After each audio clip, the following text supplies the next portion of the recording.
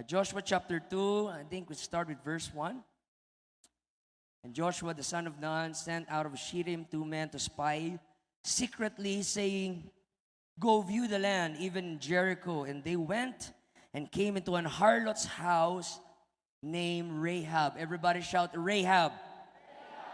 And lodged there. Now, summarize ko na ito sa inyo mga kapatid, masyadong maraming verse. So, nagpadala si Joshua ng 2 spy bago nila pugsain ng Jericho, and then, accidentally, they stumble across sa bahay ng isang harlot. Everybody shout, harlot. Do you know what is a harlot? Harlot is a prostitute. So, harlot, maharot, parang ganon, magka-rhyme. Harlot, maharot. So, yun mga kapatid, si Rahab, that's her life, that's her reputation. But then, Rahab ay itinago yung 2 spy upang hindi sila mahuli ng mga taga-Jericho, hindi sila patayin. And then, sabi ni Rahab, kung alam nyo lang, takot na takot kami sa inyo because I know yung Diyos nyo ang totoong Diyos at hindi ang Diyos ng mga Canaanites. And then sabi mga kapatid ni Rahab, pagka madaling araw, pwede na kayo umalis. Umalis ng madaling araw, mga kapatid, pinatakas ni Rahab. Pero bago sila pinatakas, ito po ang pakiusap ni Rahab. Verse 12. "Now therefore I pray you, swear unto me by the Lord, since I have shewed you kindness, that you will also shew kindness to my father's house. Give me a true token, and that you will save alive my father, my mother, my brethren, my sisters, and all that they have, and deliver our lives from death." And the man answered her, "Our life for yours." In other words, sabi nila, "Sure, no problem. If you utter not, this our business, and it shall be, when the Lord hath given us the land, that we will deal kindly and truly with thee." Then she let them down by a cord through the window. Pinataka sila, yung 2 spy. For her house was upon the wall, and she dwelt upon the wall. And she said unto them, "Get you to the mountain, lest the pursuers meet you. Hide yourself there 3 days until the pursuers be returned, and afterward may you go your way." And the man said unto her, "We will be blameless of this thine oath, which thou hast made us swear. Behold, when we come into the land," now this is what I want you to focus. Listen to this.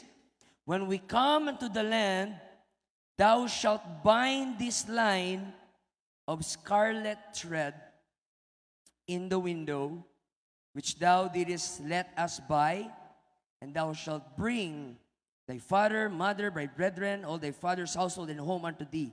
And it shall be that whosoever go out of the doors of thy house into the street, his blood shall be upon his head, and we will be guiltless.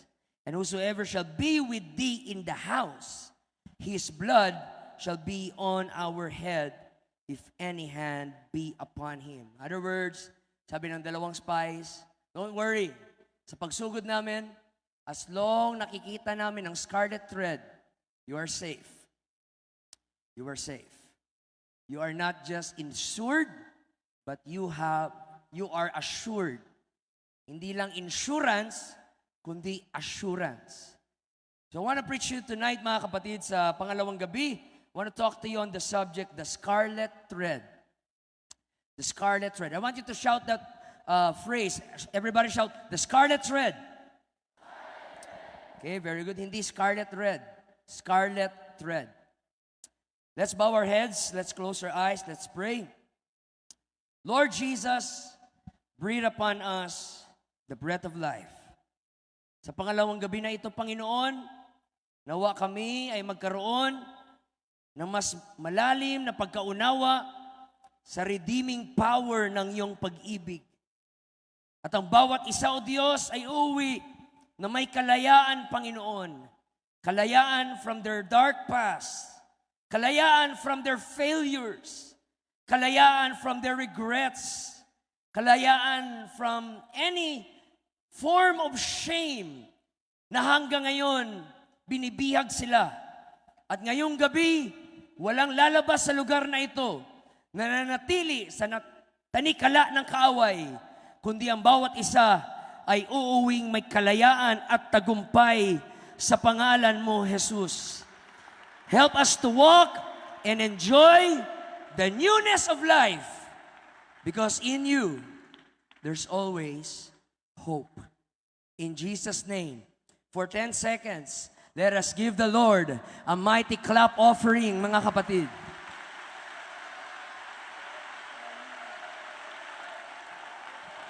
Samahan natin ang sigaw! Shout unto God with a voice of triumph! Dakila ang Diyos! Dakila ang Diyos! Dakila ang Panginoon! Oh, hallelujah! Kamayan mo yung katabi, kanan, kaliwa, sabihin mo, the scarlet thread. And you may be seated, mga kapatid. Thank you very much. So tonight, we will talk about Rahab. Sino si Rahab, mga kapatid? So wala pong halong sugar coating. Kung kasama po natin si Rahab ngayon, marami sa inyo ay hindi siya papansinin. Kung kasama natin si Rahab ngayon, may iba sa inyo, hindi siya kakausapin. No wonder, wala pa akong taong na-meet na may pangalan, ang pangalan ay Rahab. Meron bang Rahab ang pangalan dito? Meron? Salamat, wala. Buti na lang hindi lalaki, mga kapatid. Nakagulat kung Rahab tapos lalaki. But I'm very sure, kung kasama natin si Rahab ngayon, hindi nyo siya kakaibiganin. Hindi nyo siya papansinin. Hindi nyo siya kakausapin. Kung may Facebook siya, ibablock nyo siya. Kung may Instagram siya, i-unfollow nyo siya. Dahil ang gusto nyo si Zainab, ayaw nyo kay Rahab. Hindi nyo papansinin si Rahab. Hindi ito yung klase ng babae that we would look up to. Ayaw natin siyang marinig, kumanta. Ayaw natin siyang makitang tumayo sa pulpit at mag-preach. Because by all human standards, si Rahab po ay disgusting and disqualified. But no matter how we look and judge her, anuman ang iyong opinion, comment, at panghusga kay Rahab, mahal siya ng Diyos at pinili siya ng Diyos at ginamit siya ng Diyos. Listen to me, mga kapatid. Paggagamit ang Diyos ng isang individual, hindi siya magpapaalam sa iyo. Hindi siya magpapaalam sa kanino mang may standard, mga kapatid. Gagamitin ng Diyos ang gusto niyang gamitin at kahit bagsak sila sa standard mo, qualified sila sa grasya at pag-ibig ng ating Panginoon. Si Rahab ay isa pong Canaanite. Pag isa pong Canaanite, ibig sabihin, hindi po siya Israelite. Pag hindi ka Israelite, that means you are out of the covenant. You don't belong sa covenant at bayan na hinirang ng Diyos. But the good thing is, from this story, she is out of the covenant, but she is not out of the grace of God. Ang lugar po ng Canaan, mga kapatid, ay isa pong kilala na talamak po ang idolatry, ang pagsamba sa mga Diyos-Diyosan. At hindi lamang talamak ang idolatry, kundi talamak ang immoral na lifestyle. Kaya hindi na ako magtataka kung bakit si Rahab ay isa pong prostitute dahil lumaki siya sa isang lugar na kung saan natural lang ang prostitution. Normal lang ang ganitong klaseng mga gawain, mga kapatid. At dagdag ko pa, ang lugar ng Canaanite ay nagpa-practice ng extreme sorcery and witchcraft. Sa Deuteronomy 18 verse 9 to 11, winarningan ng Diyos ang Israelites. Ang sabi ng Panginoon, anumang mangyari, huwag niyong gagayahin yung ginagawa ng mga Canaanites. Nung una kong binasa itong mga kapatid, nung pinagpapatay sila ng Diyos through Joshua, naawa pa ako sa kanila eh. Sabi ko, kawawa itong mga Canaanites. No mercy na pinagpapatay ng mga Israelites, mga kapatid. Pero nung nabasa ko ang story nila, nasabi ko, buti nga. Buti na lang pala pinagpapatay sila. You know why? Dahil ang mga Canaanites, they practice sacrificing their babies as offering. Ang kanila pong mga sanggol, ang kanila pong mga anak ay dinadala nila sa altar at sinusunog nila bilang pag-alay sa kanilang Diyos-Diyosan. At habang ginagawa yon, meron pang nangyayaring sexual ritual, mga kapatid, bilang part ng kanilang worship. Merong sexual ritual habang sinusunog ang mga babies, mga kapatid. May sorcery, may witchcraft, may calling the spirits of the dead. Ito po yung klaseng lugar kung saan lumaki si Rahab, ang lugar po ng Canaan. Kaya nung dumating na ang judgment time para husgahan ng Diyos ang Canaanites, inutusan ng Diyos si Joshua. Ang sabi ng Panginoon kay Joshua, destroy the land, possess the land, occupy the land, and show them no mercy. Demolish every idols. Bakit? Ang Canaan po ay punong-puno ng culture ng immorality, fornication, bestiality, adultery, incest, murder, rape, and child sacrifice. It was a very horrible and abominable land. But look, mga kapatid, in the midst of a dark and shadowy land, there was a lily among the thorns. Merong isang brilyante na kumikinang-kinang habang napalibutan siya ng mga graba. Sino ang makakapag-isip, mga kapatid, na nung gustong i-boost ng Diyos ang kanyang grasya, ang pinili ng Diyos ay isa pong prostitute, isang harlot, mga kapatid. Tawagin mo na siyang whore, tawagin mo na siyang prostitute, tawagin mo na siyang call girl, tawagin na natin siyang streetwalker. Pero sa kabila ng kanyang makasalanan na kondisyon, may nakita ang Diyos sa kanya na hindi nakikita sa ordinary eyes, mga kapatid. At nakita ng Diyos ang kapower na pwede siyang magbago. Alam nyo ba kung ano ang nakita ng Diyos kay Rahab sa kabila ng kanyang immoral lifestyle? God saw her faith. Nakita ng Diyos ang kanyang pananampalataya na kahit nasa lugar siya ng makasalanan, yung pananampalataya ni Rahab, it grew like a flower blooming upon a dunghill, as a bright star glittering on the brow of the night. Ito yung sabi ng salita ng Diyos sa Romans 9, verse 15 to 16. Ito ang sabi ng Diyos, pakinggan nyo. Ang sabi ng Panginoon, mahabag ako sa nais kong kahabagan. Maawa ako sa nais kong kaawaan.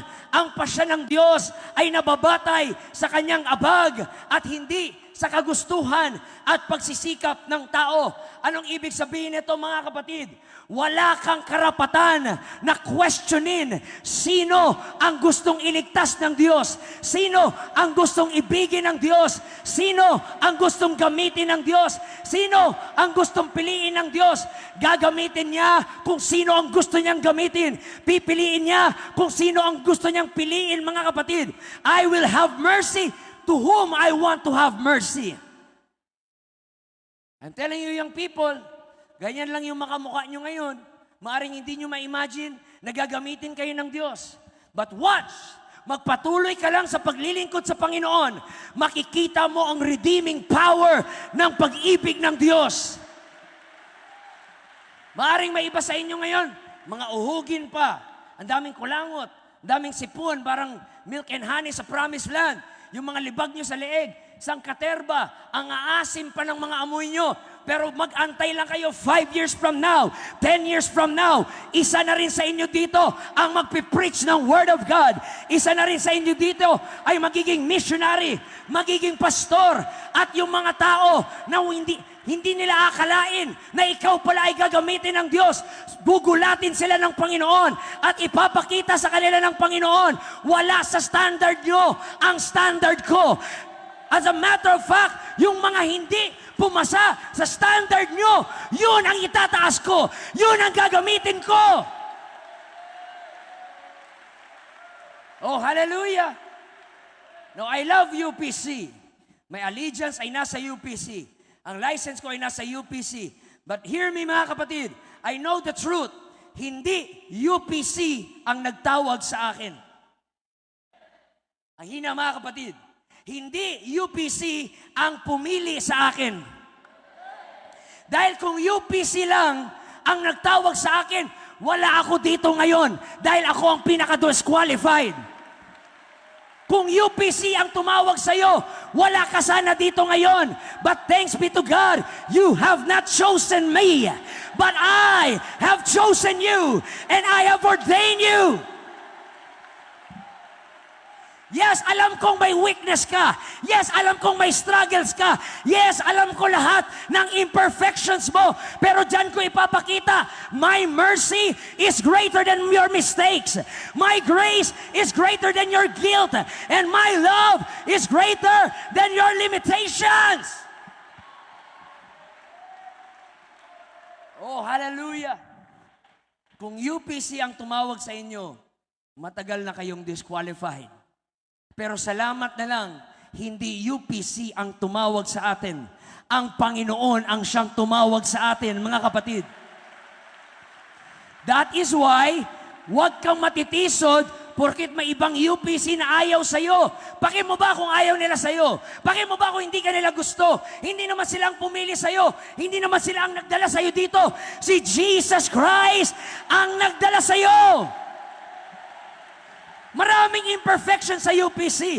Maraming kahinaan ng UPC. Pero hindi UPC ang sinasamba ko. Si Jesus Christ, the King of Kings and the Lord of Lords. Hallelujah. Hindi nyo kayang makomprehend ang mystery ng paggamit ng Diyos sa isang tao.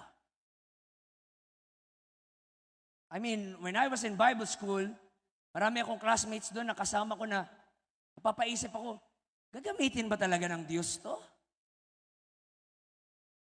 Laging 0 sa quiz, tapos, laging nakipagsuntukan,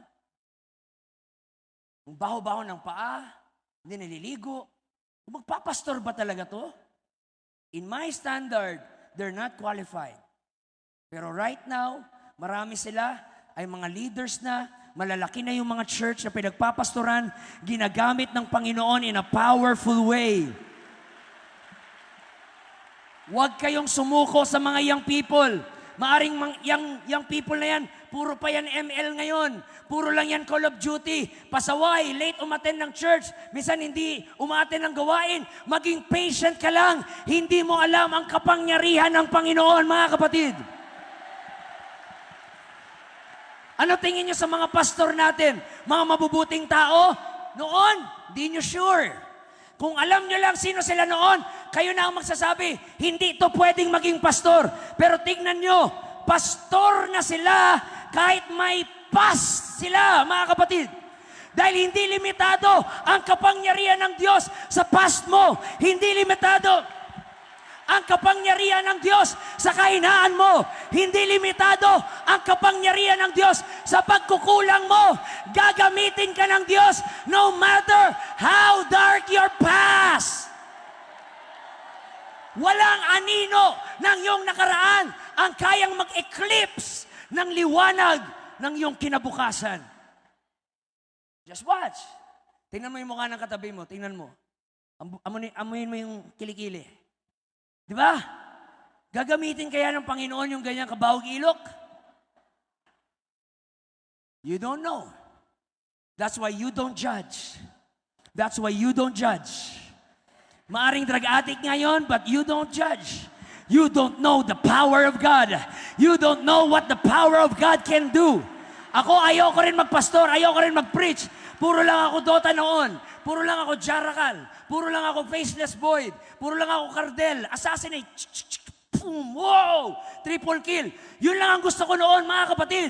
Pero pinakita ng Diyos, yes, ganyan ka lang ngayon. Pero watch my power. Watch my glory. Watch how I can change you.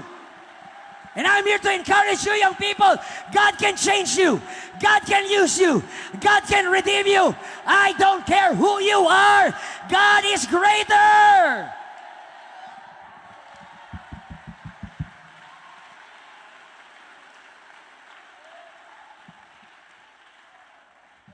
Unang Korinto 1:27-29, pinili ng Diyos ang mga naturingang hangal upang pahiyain ang marurunong.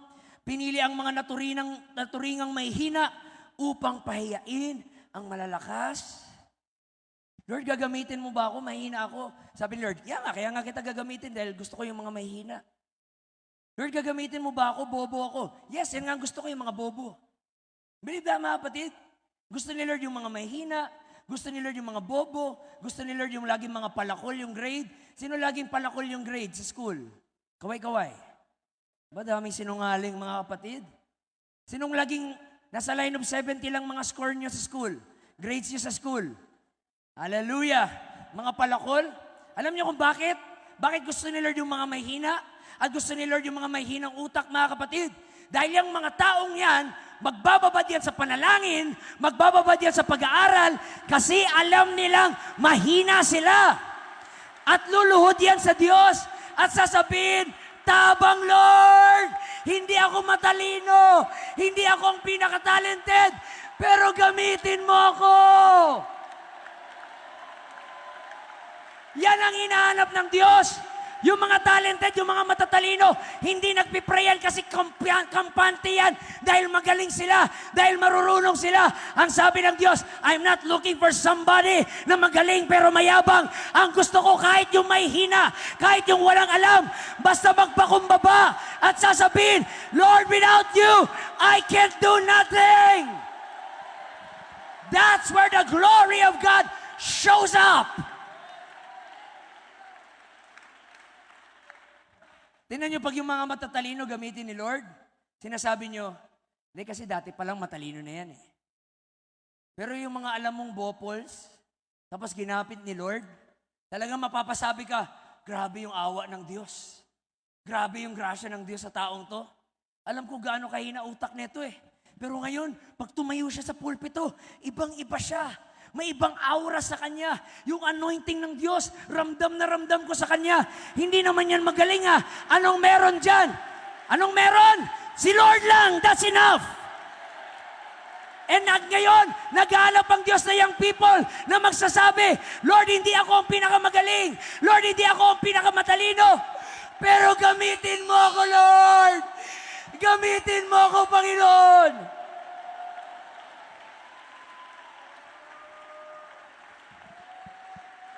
Sinong mag-aakala na nung gusto ng Diyos magligtas sa Jericho, isang prostitute pa ang ginamit niya? I mean, if kung tayong pipiliin, she would be the least of all. Kung tayo yun, maghanap tayo ng parang Cornelius. Yung lagi nagpipray.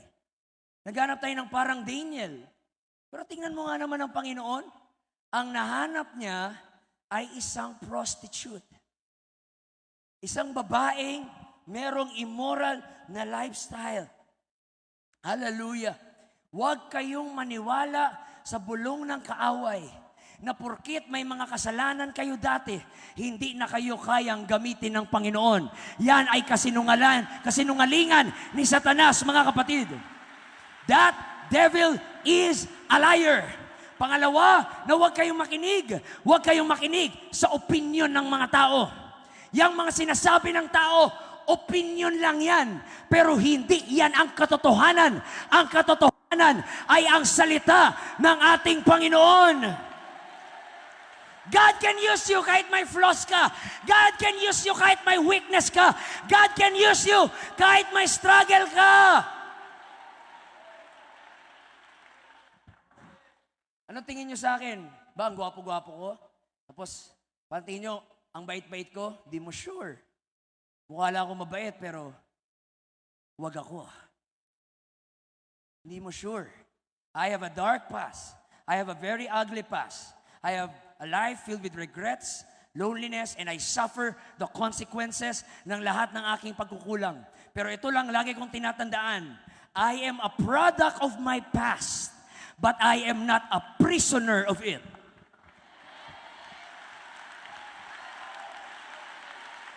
Niyo naririnig? Produkto ako ng aking nakaraan, pero hindi ako bilanggo ng aking nakaraan.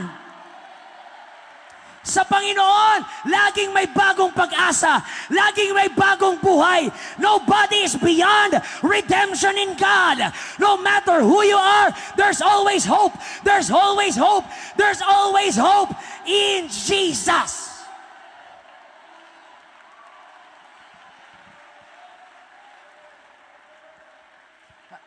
Aperan mo ngayon katabi mo, sabihin mo, I'm a product of my past. But I'm not a prisoner of it. Isa pa, I'm a product of my past, yung may conviction. But I'm not a prisoner of it. That's why ngayon, mag-worship ako. Ngayon, tatalon ako. Ngayon, sisigaw ako. Bakit? I have moved on and I press toward the mark of the prize of the high calling of Jesus. Let the redeemed of the Lord say so. Lahat ng pinalaya ng Panginoon sa inyong nakaraan, can I hear your shout? Can I hear your praise? I once was lost, but now I'm found. I once was blind, but now I can see. Rahab was unworthy. Rahab is not deserving of anything. But God looked on heaven, at ang sabi ng Panginoon, I like that prostitute. I'm gonna use that prostitute. At gagamitin ko siya not to magnify her sin, but to magnify my grace despite of her sin. Hallelujah! I don't care gaano kapangit ang past mo, pinahintulutan yan mangyari ng Diyos kasi gagamitin ni Lord yan as a powerful testimony sa iyong buhay. I always say this, your misery is your ministry. Kung saan ka bumagsak, diyan ang gagamitin ng Panginoon as a skyrocket of a powerful testimony. Lahat kayang mag-preach, lahat kayang magsalita, pero iba ang testimony. Sa'yo yun eh, sarili mo yun. Kaya hinayaan ng Diyos, maranasan mo yun. Dahil gusto ng Diyos, magkaroon ka ng testimony.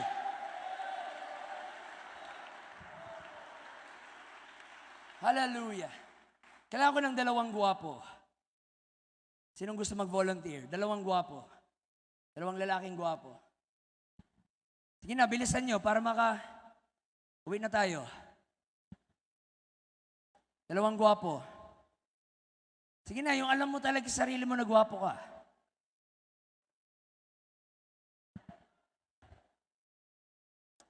Maghihintay tayo dito ng 1 oras.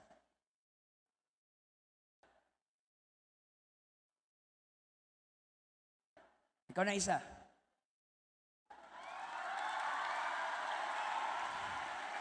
Isa pa.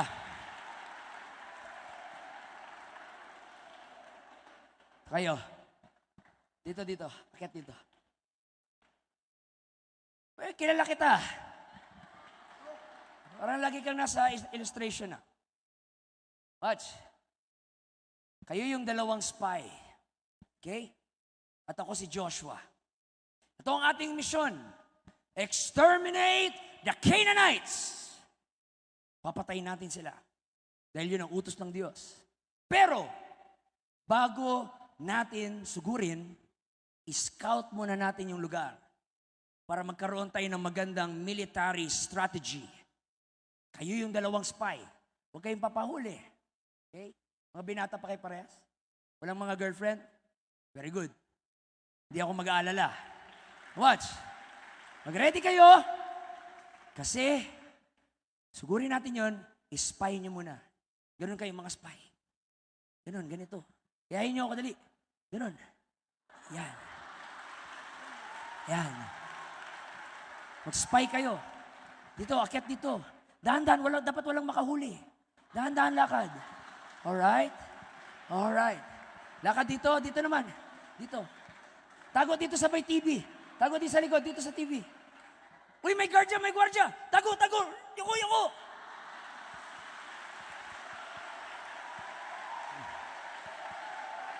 Watch! Patago-tago sila. Silip onte. Kung may mga tao pa, silip onte. Dungaw ulit, dungaw. Tingin ulit. Dahan-dahan lang, baka mahuli kayo, tingin lang. Patay talaga kayo, mga bata kayo.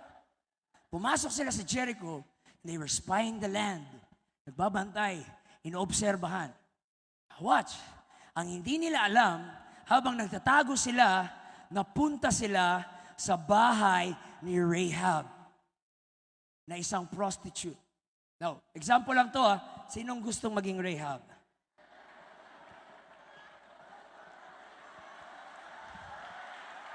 Hindi kayo prostitute, kunwari lang, okay? Kunwari lang. Sige na. Alam niyo, pinag-pray ko talaga kung sino to. Yung tatayo, yun talagang pinili ni Lord. Rahab. Huwag niyo antayin ako magtawag, mga kapatid. May mga kilala pa naman ako dito. Sino? Sige mga girls, ituro nyo, sinong pwede nating Rahab? Ha? Yon? O sige, papuntahin nyo yan.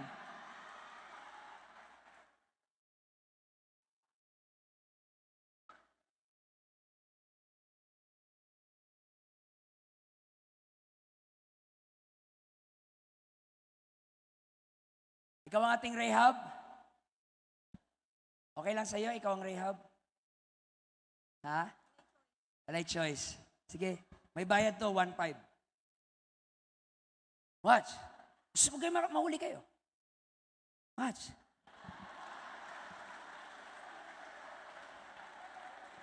Nakita sila ni Rahab, nagtatago. Sabi ni Rahab, Hala, uy.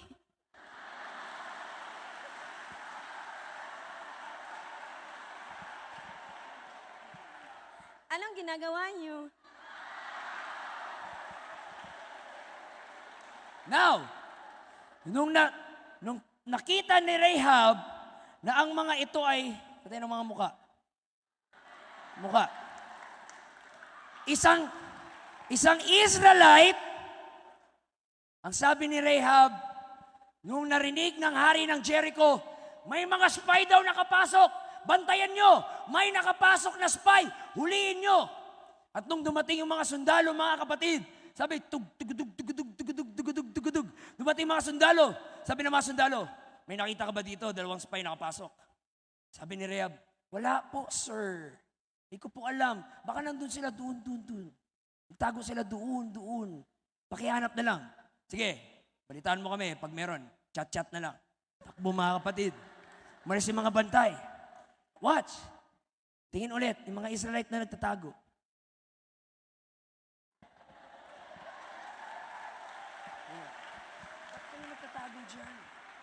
Ba't kayo nagtatago dyan?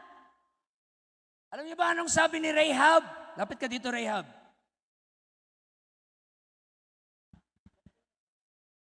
Ba't kayo nagtatago? Alam niyo ba? Natakot kami sa inyo.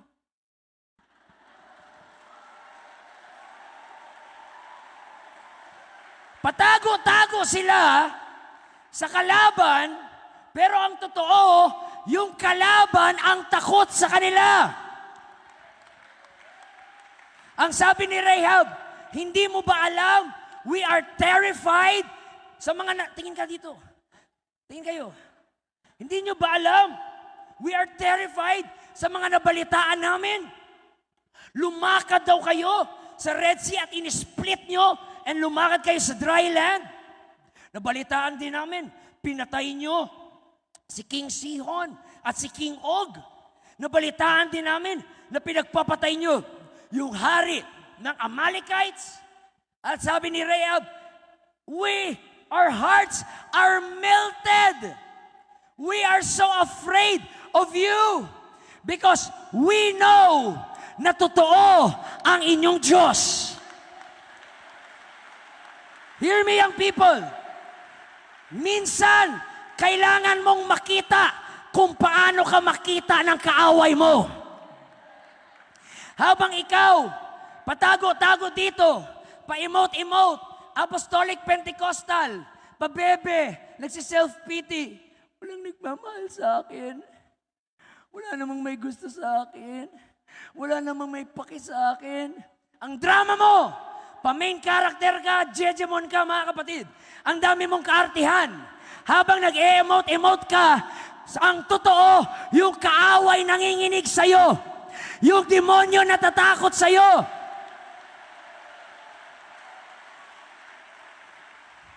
Alam niyo ba bakit kayo binabanatan ni Satanas? Kasi takot siya sa inyo. Alam ni Satanas na pag magpagamit ka sa kanya, yayanig yung kanyang kaharian. Alam ni Satanas na pag bumalik ka dito sa pulpito at mangaral ng Word of God, maraming kaluluwa ang maliligtas. Kaya binabanatan ka niya kasi takot siya. The devil fights you because he fears you. Kaya kayo na hindi binabanatan ni Satanas, huwag niyo isipin na malakas kayo na, ba't kaya ganun? Hindi ako binabanatan ni Satanas. Kaya kanya hindi binabanatan kasi magkakampi na kayo. But when you are a threat to him, gagawin niya ang lahat ng temptation, bibigay niya lahat ng depression and discouragement sa buhay mo, makita ka lang niyang bumagsak. Kaya pag binabanatan kayo ni Satanas, huwag mag-backslide, huwag mag-give up, huwag sumuko. Dapat ma-compliment ka at ma-flatter. Wow, Satanas ha? Ikaw, Satanas ha? May nakikita ka sa akin na hindi ko nakikita. May potential ako na hindi ko nakikita. May anointing ako na ikaw nakikita at hindi ko nakikita. Young people, takot ang kaaway sa'yo. Kaya kanya binabanatan. Oh, hallelujah. Oh, hallelujah. Di ba sa mga nagbabasketball, kaway-kaway. Mga nagbabasketball, di ba pag may laro, sino ang gusto niyong bantayan? I-double team. Yung magaling. Pag may magaling dyan at yung star player binubuhat yung team, magmi-meeting tayo sabihin, balian mo na yan, sikuhin mo na, sapakin mo ako, bahala. Bahala na playground foul, basta mapilayan lang yan. Di ba pipilayan nyo, sasaktan nyo, i-double team nyo, pero yung isang kakampi nila na hindi makashoot, libreng-libre, ganun tumira, anong sinasabi? Huwag nyo nang bantayan, yan, hindi naman makashoot yan. Mga kapatid, pero sino lagi nyo inuuna? Yung mga star player, yung mga ace player, oh hallelujah.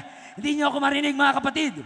Kaya ka binabanatan ni Satanas dahil star player ka ng langit. Ikaw ang isa sa ace player ng Diyos. Kaya gagawin ni Satanas ang lahat ng pang-discourage. Bago matapos ang taon na ito, ipakita mo kay Satanas, babounce back ako, babangon ako. Ilang beses mo ako pinatumba, ilang beses mo ako discourage, but right now, rejoice not against me, oh mine enemy. When I fall, I shall arise.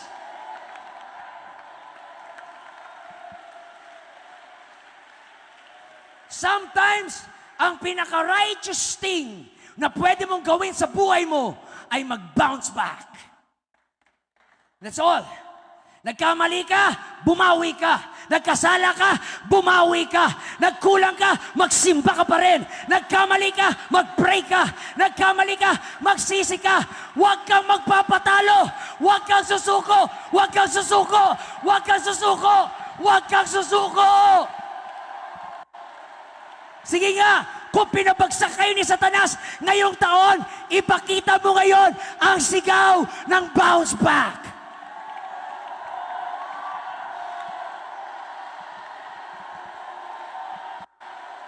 I will not give up. I will not turn around. You devil, you lying devil, I'm not gonna quit. I'm not gonna surrender. I'm gonna fight until the day of the coming of the Lord.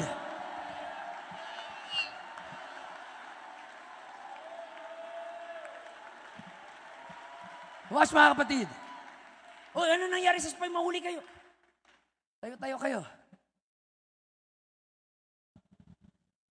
Watch. Ang sabi ni Rahab, I know that your God is the true God.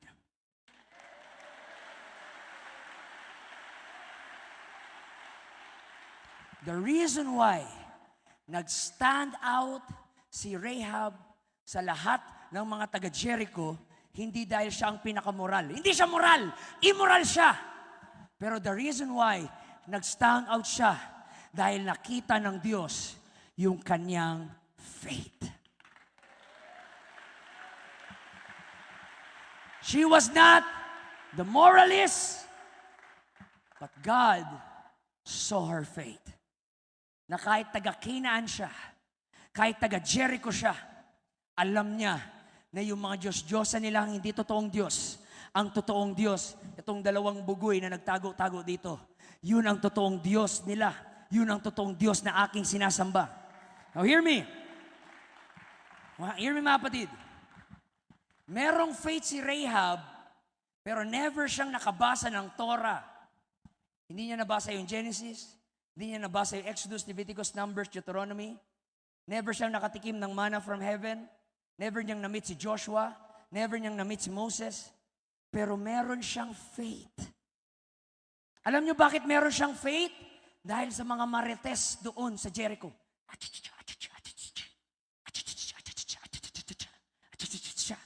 Puro chismisan. Grabe yung Diyos ng Israelites. Grabe. Pinagpapatay nila lahat. Ngayon tayo ng pinakauli. OMG. At nung narinig yun ni Rahab, faith cometh by hearing and hearing of the Word of God. Kaya make sure, pag nasa trabaho ka at nasa school ka, make sure ang minamarites mo ay hindi si Daniel Padilla, hindi si Andrea Brillantes, hindi si Richard Gutierrez, hindi si Sara Labati, hindi si Kim Chu. Make sure na doon sa school nyo, ang minamarites mo ay si Jesus. Si Jesus! Para yung mga kaibigan mo na walang alam sa Bible, yung mga kaibigan mo na hindi nakapunta sa church, magkakaroon sila ng faith sa Diyos dahil nung lunch break, shinare mo ang Word of God.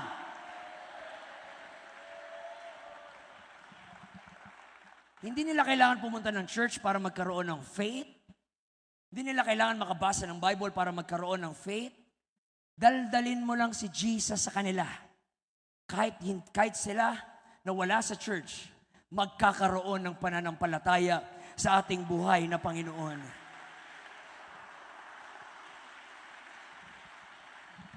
So anong meron kay Rahab? It's all about faith. She's not perfect. She's not moral. She's not a good girl. She's a bad girl. God saw her faith, but she believed God. Young people, you may not be the most talented, the most handsome, the most beautiful, the most gifted. But if you have faith in God, you can make a difference in your generation.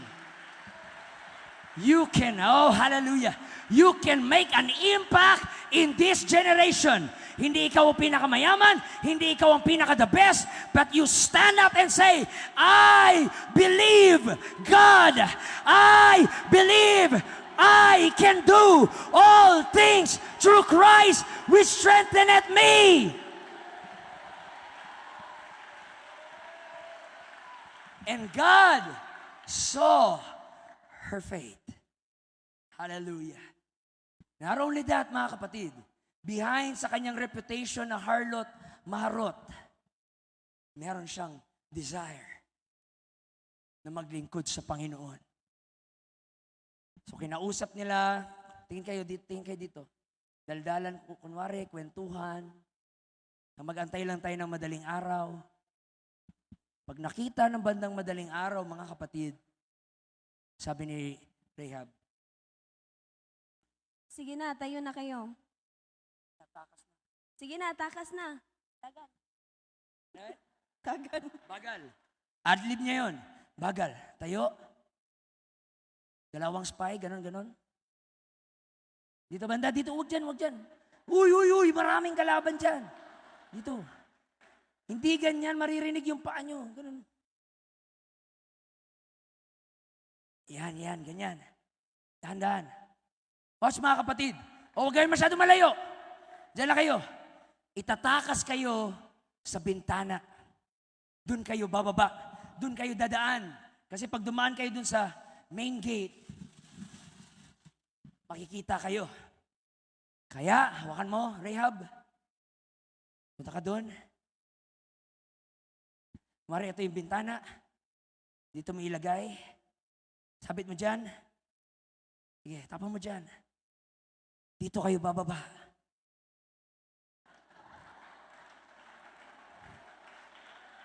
So kakapit ka dyan ha. Make sure na hindi ka mahuli. Okay? Dahan-dahan. Hawakan natin. Ito ang bababa. Baba. Baba. Balik ka pala muna. Sabi ni Rhea, balik.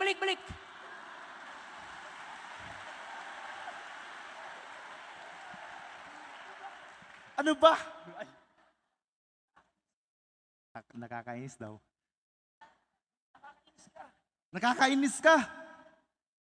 Alam niyo bakit? Sabi ni Rahab, Sir, bago kayo umalis, meron akong request. Nung sinabi ni Rahab na meron siyang request, nagtitinginan yung dalawa. Kayong dalawa lalaki. Kinakabahan sila, anong request? Baka ikikiss sila ni Rahab or yayakapin sila na paisa lang, isang kiss. Pinapagpapawisan ka. Ano yun?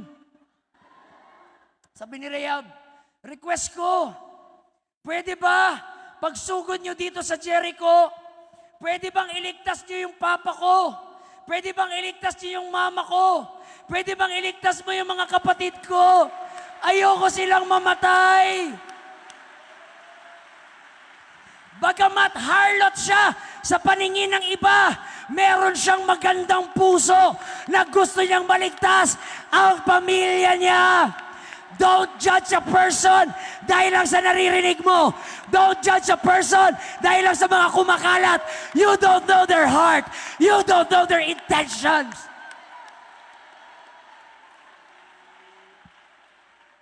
At si Lord na nakatingin doon sa langit, sabi ni Lord, I like that. That's my girl. She may be a harlot, but meron siyang desire na ma-save ang kanyang family. Hindi niya sinabi na siya lang ang iligtas, kundi ang kanyang family. Sabi ni Lord, potential to na maging part ng genealogy. Sabi ng isang spy, Sure, mapablib.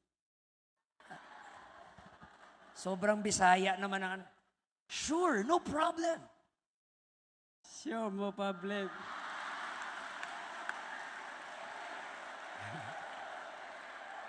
Pumipiyok-piyok na. Isa pa, sure. Tingnan mo si Rahab. Sure, no problem. Sure, mapablib. Dito ka nga, naharangan mo eh. Nawas mga kapatid. Sabi ng mga spy, okay, ganito ang gagawin. Kailangan, sa pagsugod namin Rahab, makita namin to na nakasabit dito. Pag hindi mo sinabi to, patay kang bata ka. At habang nakasabit to, sino mang nasa loob ng bahay niya, maliligtas. Pero ang sabi ng spy, pero pag hindi ka sumunod at lumabas kayo, gala-gala kayo, sorry, hindi namin hawak yung kanilang dugo. Papatayin namin sila dahil hindi sila lumabas. See? May faith si Rahab. Pero itong sabi ng Diyos, tignan natin kung totoo yung kanyang faith. Paano malalaman? Sa kanyang obedience. Na ginamit ni James, si Rahab, as illustration na ang faith is dead without work. At ang sabi ni James, tingnan nyo si Rahab, wala lang siyang faith, pero meron siyang work. Hindi sapat na sinasabi mo lang, I believe you. Kung naniniwala ka, magsisi ka. Kung naniniwala ka, magpabaptize ka. Kung naniniwala ka, mamuhay ka na may holiness. You don't do that to be saved. You do that as a demonstration of your faith. Because true faith obeys. Pag sinasabi mo may faith ka, number one kang pasaway, hindi totoong faith yun. Fake yun. Ang totoong may faith, sumusunod. At sumunod si Rahab. Sige, baba ka na. Una ka na. Dahan-dahan na. Okay. Okay, dahan-dahan lang. Baba. Ay, hindi. Ay, di sige, baba na. Okay. Dahan. Next. Baba. Now, hanggang sa pag-alis, wag mo na kayo alis, dyan naman na kayo. Pag-alis ng dalawang spy, nakatali dyan yung scarlet thread. Hindi na inalis ni Rahab yung scarlet thread nakasabit doon sa bintana. Okay. Dahan-dahan tayong aalis. Magre-report tayo kay Captain Joshua. Diyan ka lang. Re-report tayo kay Captain Joshua. Now watch. Ang hindi alam ni Rahab. Shucks, kinikilig ako. Ang hindi alam ni Rahab, isa sa mga spy ay nagka-crush sa kanya.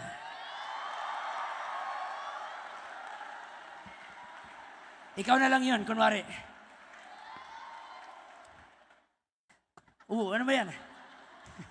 Parang nanguhuli pa ng salagubang. Habang dahan-dahan kayong paalis, ikaw nakatitig sa kanya. Habang dahan-dahan na palayo, tiyak sa kanya, hindi sa akin. Bayo to. Sa kanya. Yan. Lakad konti. Lakad palayo. Titig pa. Lakad palayo. Doon ka tingin. Ganito ba? Ganon. Sige. Lakad. Pakita mo yung smile. Smile, hindi. Smile. Mga kapatid. Habang yung isang spy, ito ka.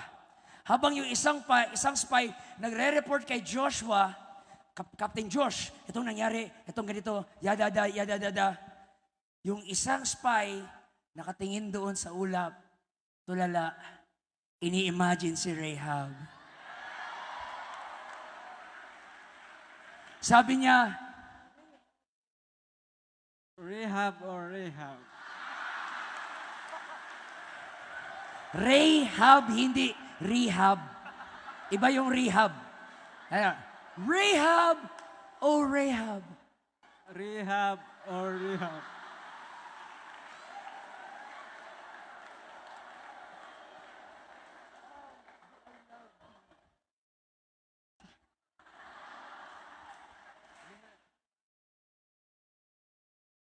Paano kita ibigin?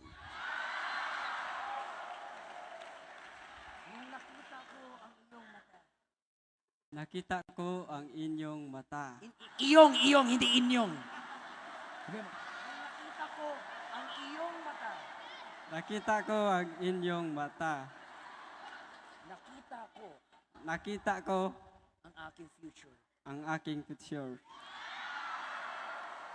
Nung nakita ko ang iyong mata, nakita ko ang aking future. O Rahab, O Rahab. Rahab or Rahab? Yung ano ba, yung with feelings na, O Rahab, O Rahab. Rahab or Rahab? Di marunong te. Ikaw nga, O Rahab, O Rahab. Oh, Rahab. Oh, Rahab. Siya na lang ba? Ikaw na? Mas mga kapatid, in love siya. Tinamaan siya kay Rahab dahil sobrang ganda ni Rahab. Thank you, sir. Balik ka na. Dito ka lang. Hanggang sa gabi, hindi siya makatulog kakaisip kay Rahab. Bababali ba ako?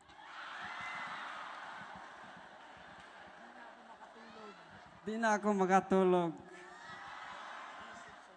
Pagkaisip sa'yo. In love na in love, mga kapatid. Yung spy. Ang pangalan ng spy na yon ay si Salmon. Mukha siyang isda, pero gwapo siya, mga kapatid. Ganito. Ang gwapo-gwapo mo. Kaso Rahab ang tawag mo. Balik ka dito ka. Salmon, halika dito. Hallelujah. Now, mga kapatid, ini-imagine niya si Rahab. Hindi isang prostitute ang nakita niya, kundi isang napakagandang babaeng worthy of love. Na-imagine niya yung kanyang, tingin tayo sa kanya, yung kanyang velvety eyes, the sheer of her skin. Pag ganun-ganun mo yung buhok mo, ganun-ganun mo yung buhok mo. Kunyari yung hinahangin, pag ganun-ganun mo. The rippling of her hair in the wind. Yung ngipin niya, dilaw na dilaw. Hallelujah. Sobrang ganda, na starstruck si Salmon. Oh, I remember the days na na-in love siya kay Rahab. Pero mamaya na tayo magharot-harot. Ilang araw na lang, pupuksuin na ang Jericho. Pero ang bahay, ang bahay na may nakasabit na scarlet thread ay hindi po madadamay, mga kapatid. Hindi ba't napaka-relevant nun sa panahon natin ngayon? May mga lindol, may pandemic, may bagyo. Pero ang bahay na may dugo ni Kristo ay walang dapat ikatakot. Kahit ilang lindol pa yan, kahit tsunami pa yan, kahit kay Antichrist, basta't may scarlet thread na nakasabit sa iyong bahay, you and your family will be saved.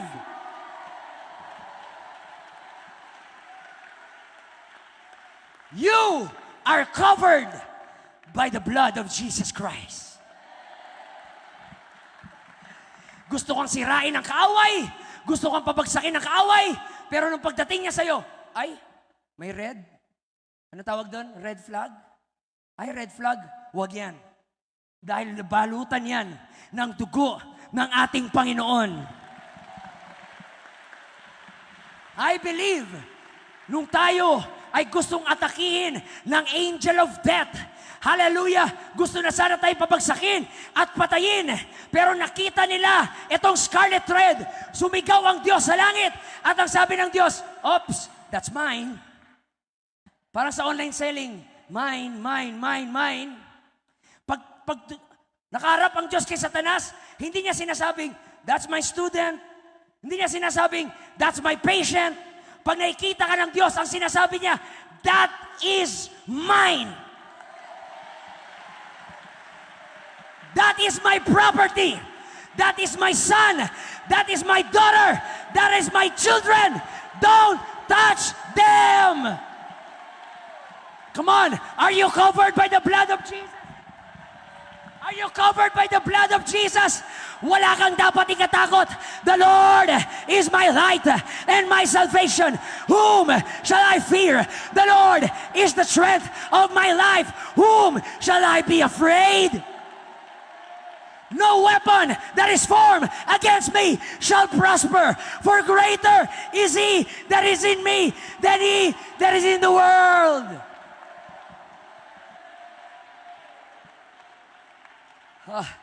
Oh, hallelujah. Sisirain na ng Diyos ang Jericho. Pero niligtas niya ang isang harlot. Niligtas niya ang isang prostitute, mga kapatid. That is the essence of the gospel. Lahat tayo ay sinners. We are not worthy of God's love.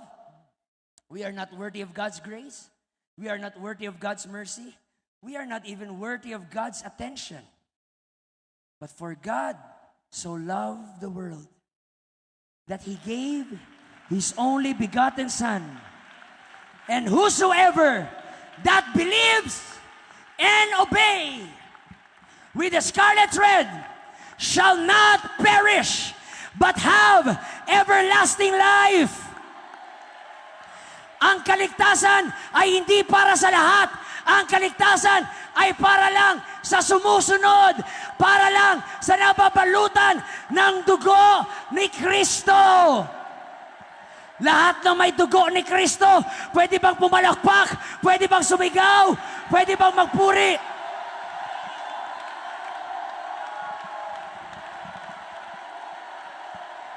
Dumating na ang bulkan. Dumating na ang lindol. Dumating na ang bagyo. I am not afraid. I have the blood of Jesus Christ.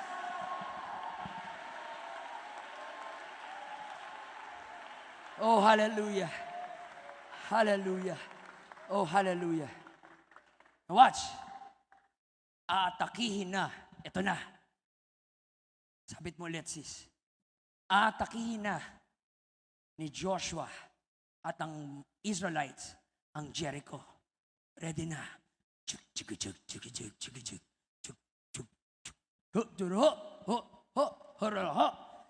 Susugod na sila sa Jericho. Watch. Ito ang sabi ni Joshua. Paano sinugod nila Joshua yung Jericho? Bigla ba silang sumugod at may mga daladalang basuka? Ganun ba? No. They march around the walls of Jericho for 7 times, 7 days. Sige, sali ka sa nagmamarch.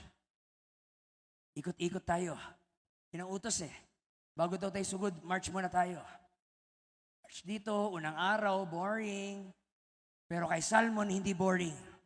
Dahil habang nagmamarch siya, inaabangan niya na dumungaw si Rahab sa bintana. At pag dumudungaw si Rahab, nagsasampay ng mga labahin niya. Nakaganon si Salmon. Love you.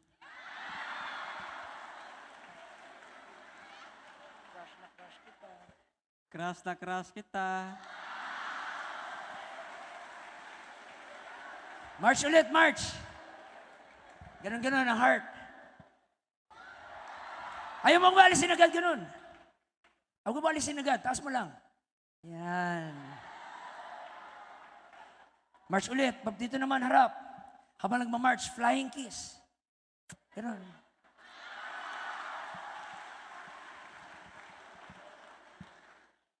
Hallelujah. Sobrang in love na in love si Salmon. Now, walang flying kiss sa Bible ha, baka hanapin nyo mamaya. Saan sabi ni Evangelist nag-flying kiss si Salmon? Wala yun. Gawa-gawa ko lang yun. Now, flying kiss, flying kiss.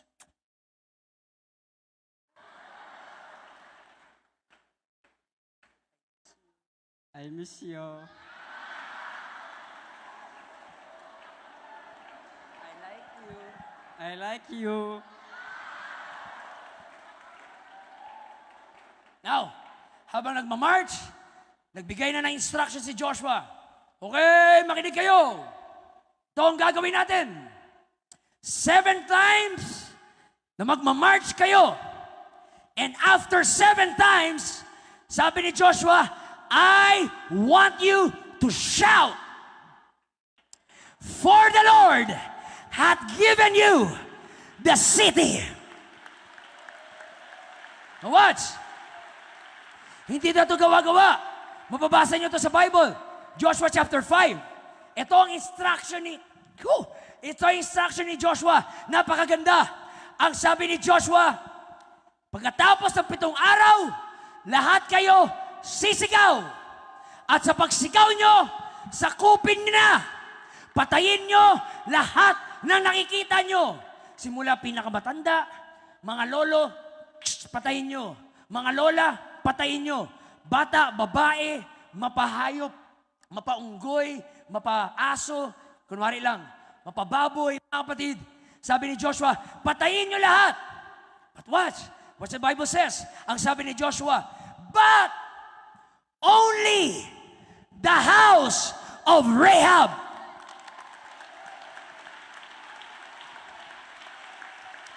Galawin nyo na lahat. Patayin nyo na lahat. Huwag lang yung bahay na may scarlet thread. Yung bahay na may scarlet thread, huwag yung galawin yan dahil niligtas yan ng Diyos. Oh, hallelujah. And nag-march na sila ng 7 times. After ng 7 times, sigaw sila, wow! Tapusin, tapusin, tapusin. Kayo nga sumigaw nun? Isa pa. Sige pa, huwag tumigil. Isa pa. Now, habang naririnig niya yung mga halimaw dyan, tapusin, tapusin, sa loob ng bahay, yung pamilya ni Rahab nagpapanik na. Natataranta yung pamilya ni Rahab. Sabi ng papa niya, Rahab, paano na? Ano nang gagawin natin? Atakihin na tayo. Papatayin na tayo. Oh Lord, anong gagawin natin? Mamamatay tayo. Katapusan na natin. But I believe, habang natataranta doon sa loob ng bahay, yung pamilya ni Rahab, tumindig si Rahab sa pamilya niya. At ang sabi niya, Pa, Ma, kita niyo to? Kita niyo to, Pa? Kita niyo to, Ma? Mga kapatid ko, nakita niyo to? Ayaw ka pala ka, Ma? Ayaw ka pala ka, Pa? Hanggat andito to, we're not gonna die. We're not gonna perish. If we have the scarlet thread, we are protected. Maraming beses kayong in-encourage ng papa at mama nyo. Pero sometimes, mag-step up kayo kay mama at papa. At kayo naman ang mag-encourage at sabihin nyo, Pa, Ma, huwag kayo matakot. Makakatapos ako sa pag-aaral. Huwag kayo matakot, Ma. Gagaling ako. Huwag kayo matakot, Pa. Hindi tayo pabayaan ng Panginoon.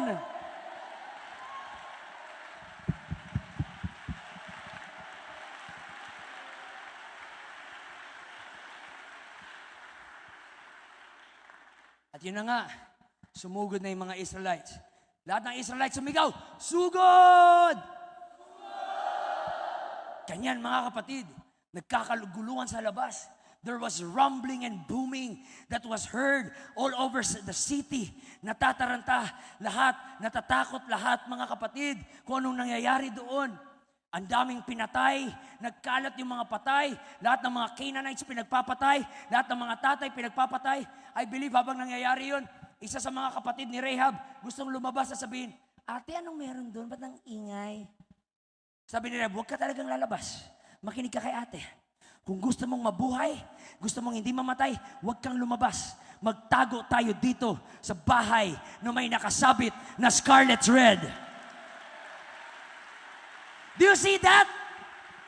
Yung dating bahay ng pokpok, ng prostitute, naging house of refuge. God can rewrite your story. God can change. Gaano man kapangit ang story mo, there is mercy in God. There is redemption in God. And He writes your ugly past into a marvelous story of grace.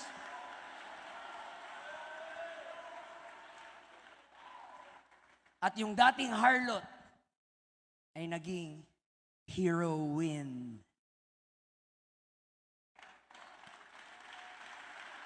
Why? Because of her faith.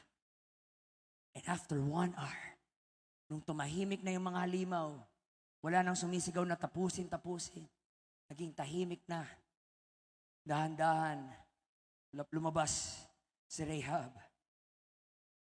Kasama ang kanyang pamilya.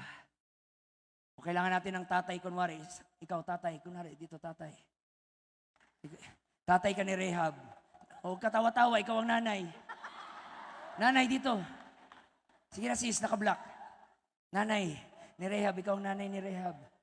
Tayo dito. Tawa-tawa kayo tatlo, kayong tatlo yung mga kapatid. Dito kayo tatlo. Naka-pink, naka-red, naka-jumper. Yan dito. Now, sunod-sunod lang kayo kay Rahab, ha? Saan siya pupunta? Now, dahan-dahan, lumabas si Rahab sa bahay. Ito lakad. Stop. Tingin-tingin doon, nakaganon. Puro abog. Nagkalat ang abo. Sa pagtingin mo, ang daming patay. Mga pinagpapatay ng mga unggoy, mga hayop, mga kahayupan. Mga tao nagkalat, mga patay. And they rejoice kasi lahat patay pero anak ng kayo ang mga buhay. Palakpakan yung mga sarili nyo. Kita nyo, lahat ng kababayan nyo ng Canaanite, mga patay na. Kayo, mga mukha nyo, mga buhay. And they rejoice greatly. Because of her faith and obedience of that scarlet thread, she and her family were saved. And they were rejoicing. They were very happy sa nangyari. But the problem is, meron na namang isang problema. Si Rahab. Sabi ni Rahab, Saan ako pupunta? Saan ako pupunta? saan na kami titira? Saan na kami titira? Hindi nila alam saan na sila pupunta ngayon. Wala na silang bahay. Alam ni Rahab na hindi siya qualified sumama dahil mga Canaanite sila. They were out of the covenant. Pangalawa, harlot siya. Siya ay out of immorality. Pangatlo, wala siya sa knowledge of truth. She is out of truth. So, she's very disqualified para makasama sa mga Israelites. And, Rahab was hopeless and helpless. Ngayon, galingan mo yung aktingan natin, ha? Umiyak si Rahab. Ay. Iyak. Iyak. Hilak yun? Iyak. Kakaibang artista to. Reklamador. Sige, iyak. Saan man? Ganito, no? Ganun.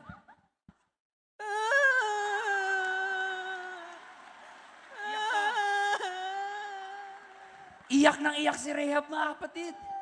Tama na. Naiyak na rin ako. Natatouch ako. Iyak nang iyak si Rahab. Saan na kami pupunta? Ano nang gagawin namin? Where do I belong? Si Joshua nakaganon. Sorry trabaho lang. Di talaga kayo pwede. Wala kayong mapuntahan, problema nyo na lang yan, ha?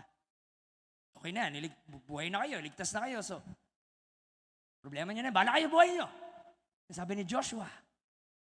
And sinabi ni Joshua yon, umiyak na naman si Rahab.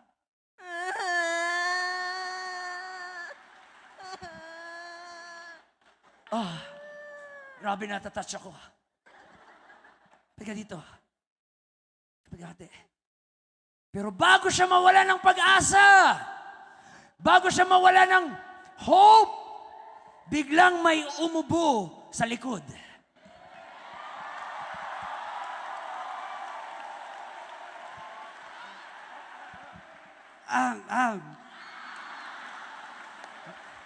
Huwag lang nakaganon yung kamay. Ganon.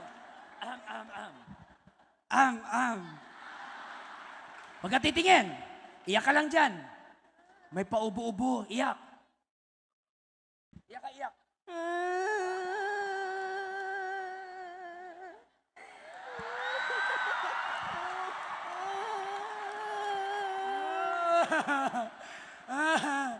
Okay, tama na. Pero nung umubo, may umubo sa likod. Pagtingin ni Rahab sa likod niya, lights, camera, action.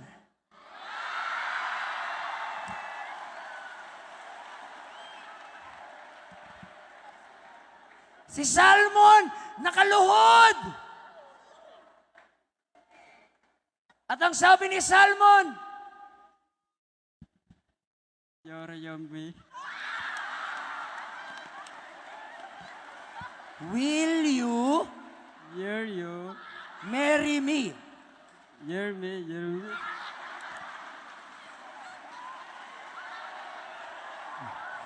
Galing sa gera pagod O, intindihin natin, pagod Sabi ni Salmon, will you marry me?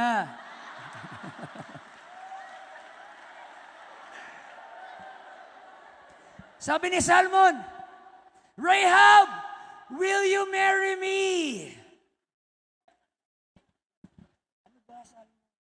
Ano ba, Salmon? Kainis to. Baliw ka ba? Baliw ka ba? Bali-bali sa'yo.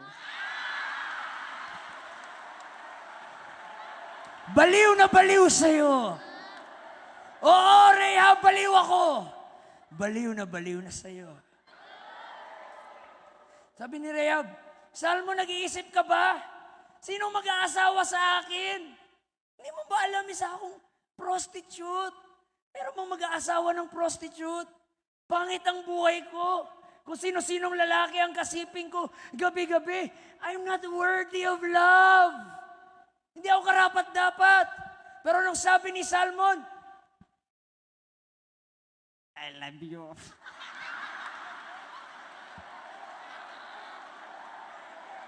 yung galing sa puso dong, ay Bisaya na lang, gigugma. Tika. Gihigugmati ka.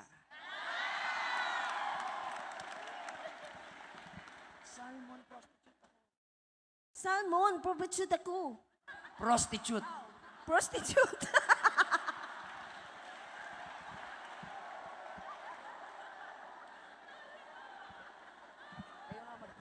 Translate.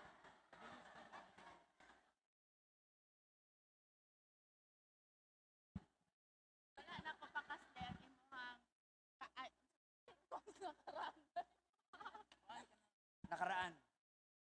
Ay, wala na po. Pakasti at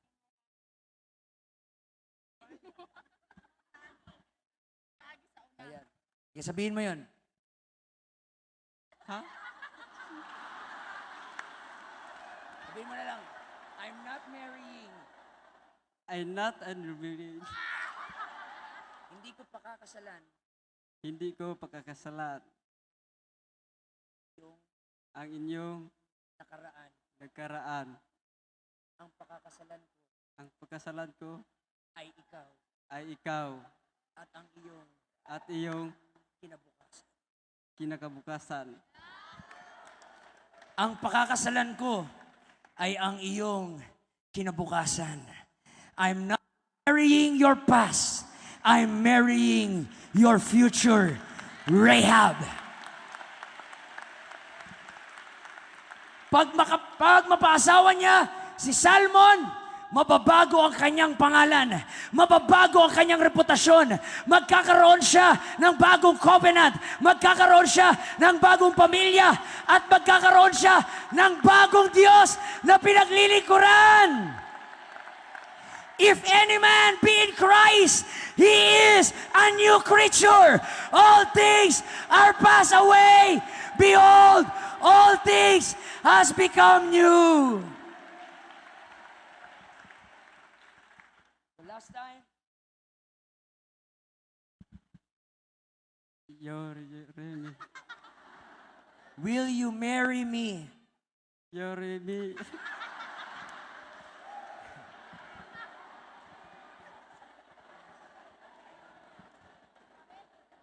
Yes, I will marry you. Kahit bulol-bulol ka, papakasalan ka, aasawahin ka. At tumayo si Salmon. Salmon tayo. At lumapit siya kay Rahab. Pinahid yung luha sa kanyang mga mata. Tinabihan siya. He brushed her tears away.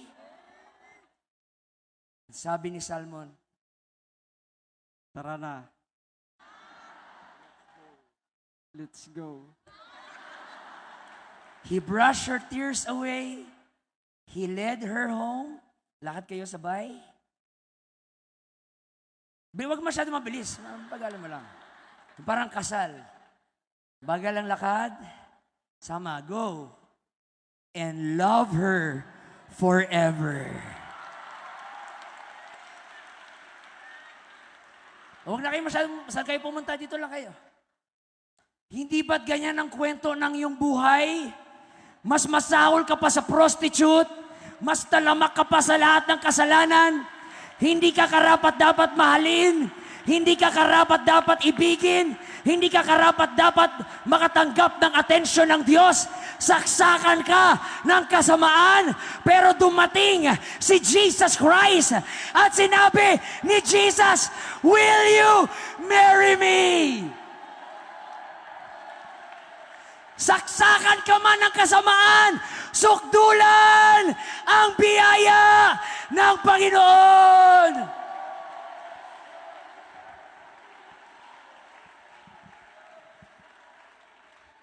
Kaya pag tinanong nila kayo, bakit hindi kayo nagmumura? Ang sasabihin nyo, I'm married. Bakit hindi ako uminom ng alak?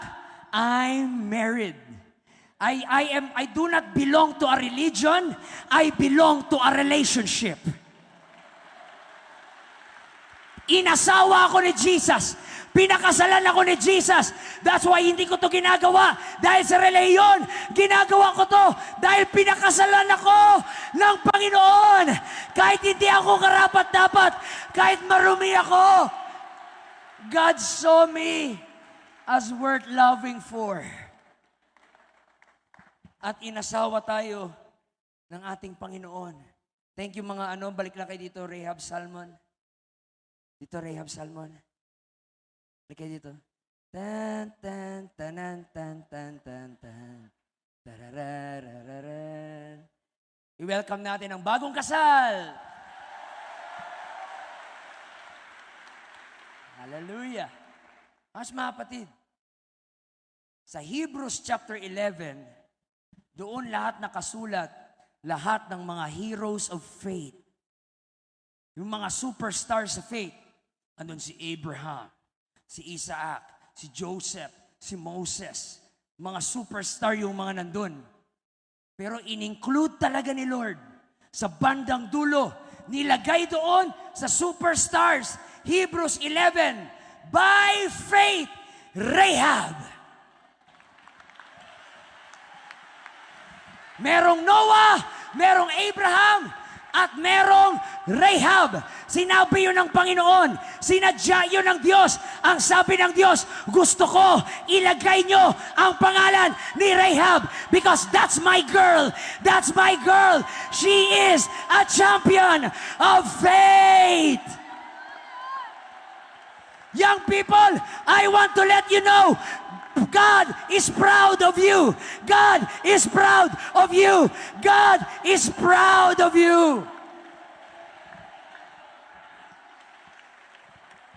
Oh, hallelujah.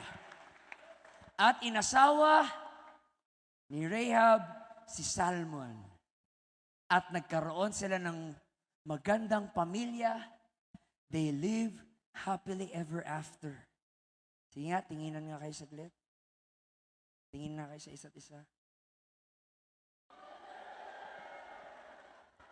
Titingin na sila mga kapatid. At si Rahab or si Salmon, si Rahab mga kapatid, ang great grandmother ni Boaz na asawa ni Ruth. At si Ruth, ang great grandmother ni David. At si Jesus, ay nanggaling kay David. Dating prostitute, dating idolater, dating Canaanites, pero binago ng Diyos at nilagay niya sa kanyang messianic lineage. God can change your story. God can change your story. God can change your story. Siguro galing ka sa pamilya na drug addict, galing ka sa pamilya na sugarol, galing ka sa pamilya na hindi naglilingkod sa Diyos, pero manggagaling sa'yo si Sibol, ang isang godly lineage.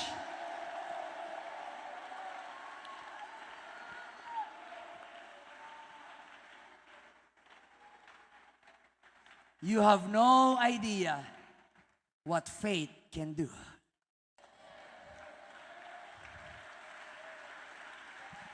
Just obey the Lord, young people. God can rewrite all your ugly